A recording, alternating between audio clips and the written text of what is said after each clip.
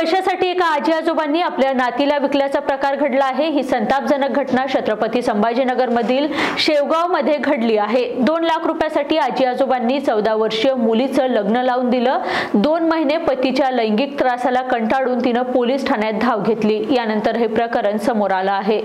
कालचा जो बालविवाहाचा कार्यक्रम झाला तो सातारा परिसरामध्ये झाला।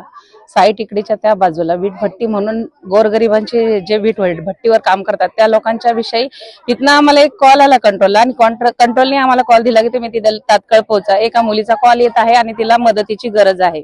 तिथे एक बालविवाह होत आहे। आम्ही तिथे गेल्यानंतर परिस्थिती वेगळीच होती। मुलीचं लग्न झालेलं होतं आणि मुलगी म्हणत होती की 1 जानेवारी 2025 ला तिचं लग्न झालं। 1 महिना होऊन गेला होता आणि तिचं असं म्हणणं होतं की मी आता 14 वर्ष 11 महिन्याचीच आहे, म्हणजे 15 वर्ष सुद्धा मला कंप्लीट नाही आणि तिचे आई वडील लहानपणीच गेले असल्याने तिला तिच्या आजी आजोबांनी सांभाळलं।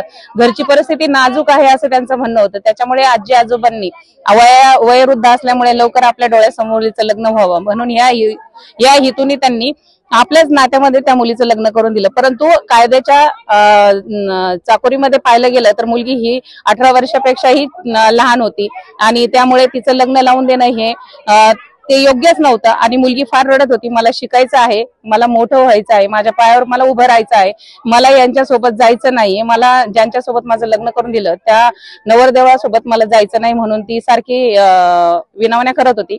परंतु असा हा प्रश्न पण असा होता की तो पोलीस ग्रामीण एरिया येत होता आणि आम्ही छत्रपती संभाजीनगरची दामिनी पथक आहोत, तरी आम्ही त्या हद्दीची मागची पुढची वाट न बघता किंवा कंट्रोलला सांगून आणि आम्ही तिला घेऊन ग्रामीण पोलीस ठाणा चिकलठाणा इथे तिला घेऊन आलो आणि पुढील कारवाई चिकलठाणा इथे त्यांच्यावरती गुन्हे दाखल झाले आणि त्या मुलीला बाल कल्याण समितीसमोर हजर करून तिला तिची राहण्याची व्यवस्था आम्ही तिची केलेली आहे।